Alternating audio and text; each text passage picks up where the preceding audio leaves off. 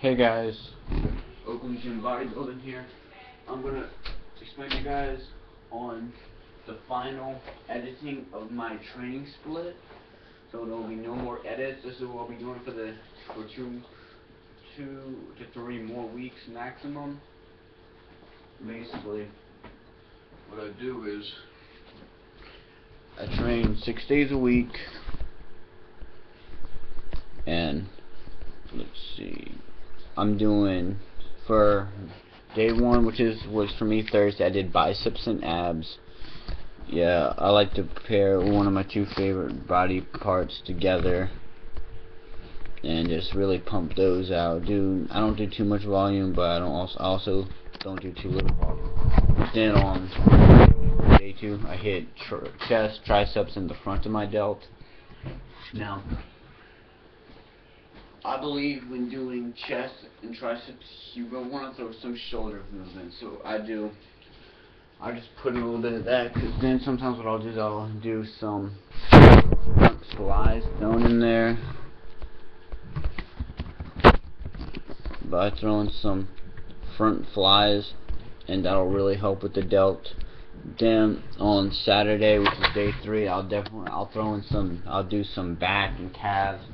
Back, I normally hit my lower, my middle, my upper, my lats. I definitely hit my calves. My calves are actually pretty sore from the other day workout I did. I did 10 sets of 10 reps with only 10 seconds between. Knock that out, and really, if you do it and really just push yourself, you can definitely do it. Then yesterday which was Sunday, I did some forearms, some traps, and some abs. I felt like I could have done more on forearms, not as sore. Traps are really sore. I threw a little bit more ab work, except I changed my ab routine. I do 2 sets of 25 setups in the beginning, 2 sets of 25 reps of lying leg raises, and supersetted those for the beginning. I do them at the end of my workout, just really end up pushing yourself. And then today I'm gonna be working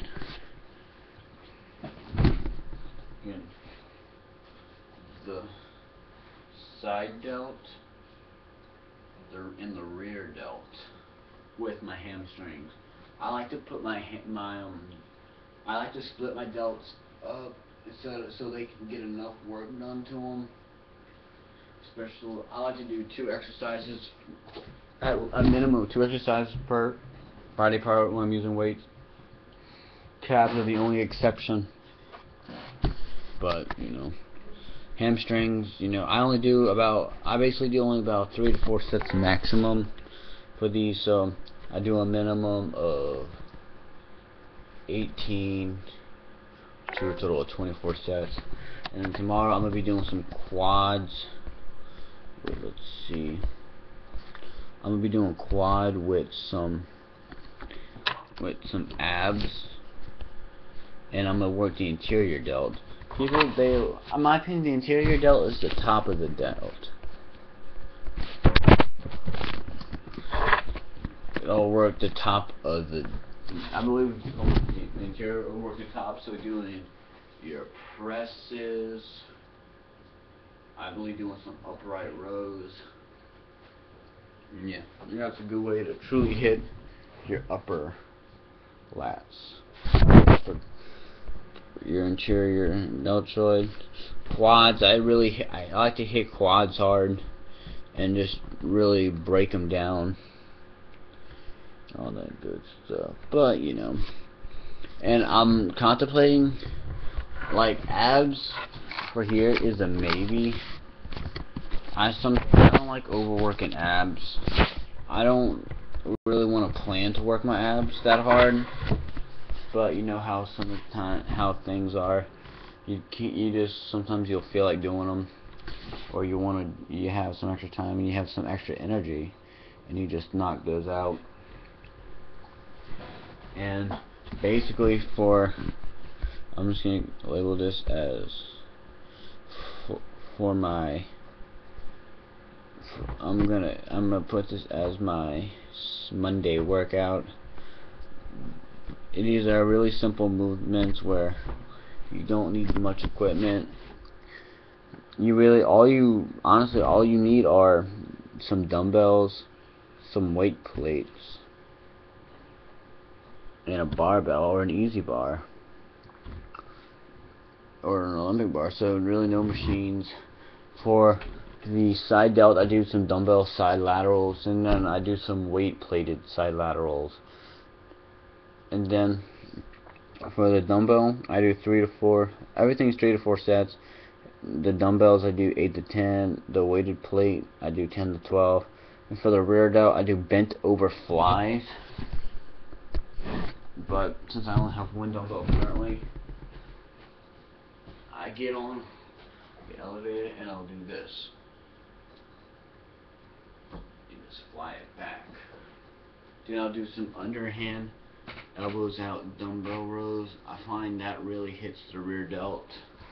You gotta use a lot more lighter weight, but it'll be worth it in the end when your complete shoulder's been fully developed, and because you want to have nice looking shoulders, but they're not gonna look like when really only the interior and side and front delts are big. It's just like only training chest but never doing back. Your front's gonna overlap your back, the back of it. I want the hamstrings. I do a lying leg curl. Now, you can do a dumbbell lying leg curl, or you can do a stiff-legged deadlift. And really I'm gonna end up doing some lying leg curls, and then I'm gonna finish off with some good mornings. I'm gonna for my next routine, I haven't really decided exactly what I'm gonna do for my next routine, but it's gonna be something similar to what I'm doing. I might just divide it out a little bit more, break it down, and just truly get as built as I can. Or I might run to that buff dudes training. I haven't truly decided on that 100% yet. Or I might just do a strength phase where I do like 5x5, 3x3, you know, stuff to really focus on the strength.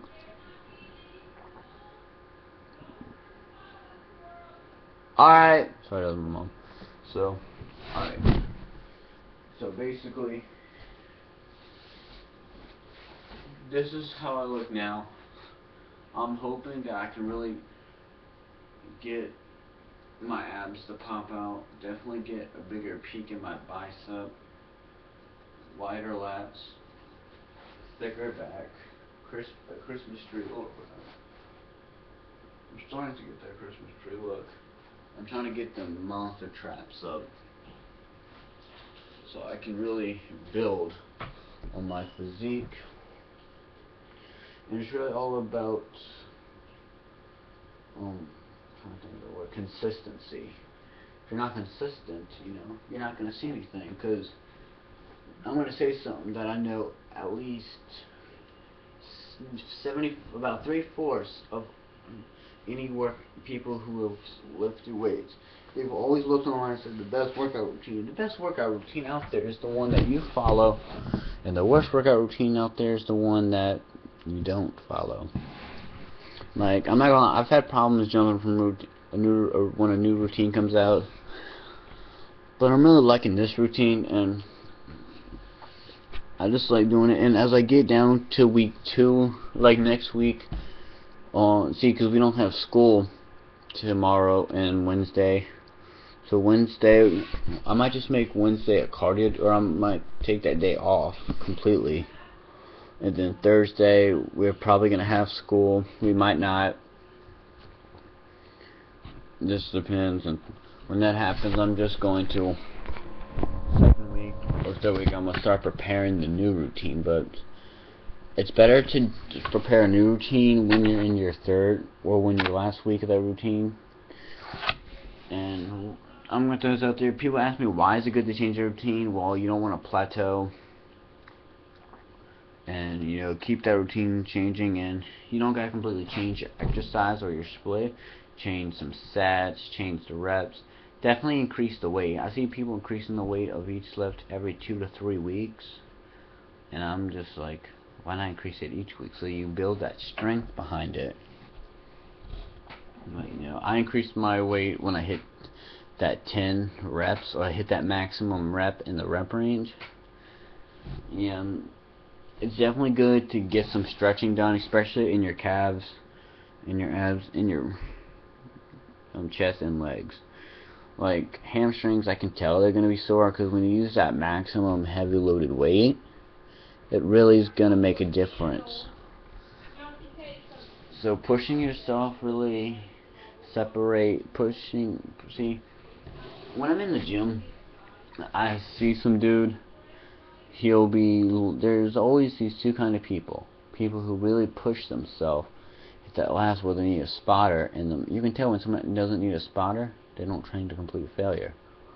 Like, I remember a while back, I'd be with my old friend Steven and Kyle. We'd be working out. Kyle would push himself to failure, because I pushed him to failure. He'd always ask for a spot, and he would try to cheat himself out of it, but bros don't let other bros wimp out of it. I'm like, dude, go as many as you can. Now, if he's going for strength, I'd understand that he'd be warming up his body. Yeah, then I wouldn't. But, you know, when you're going for hypertrophy, you want to do as many reps as you can with as heavy as you can. Steven, on the other hand, I'd see him, he'd rack up 95 pounds, and he'd go just pumping out them reps, and he'll be done. And I'm like, dude, you need a spot? He's like, no, man, I'm good. And the only true way to truly hit muscle failure is when you need a spotter where you cannot get that weight off. So bench press, once you can't lift that weight up, you're good. That's why you always want to use a spotter or a power rack. Since I don't always have either one of those available, I personally gotta sometimes cut back a little bit, or just truly push myself. But, you know, that's why I only increase the weight when I hit 10 reps, because if I can at least hit 10, I should be able to hit 8, increasing it by 5 pounds. So, alright guys, that's a little bit on what's going on with my split. This is going to be my Monday workout. I will see you guys later. Oakland's Gym, bodybuilding out.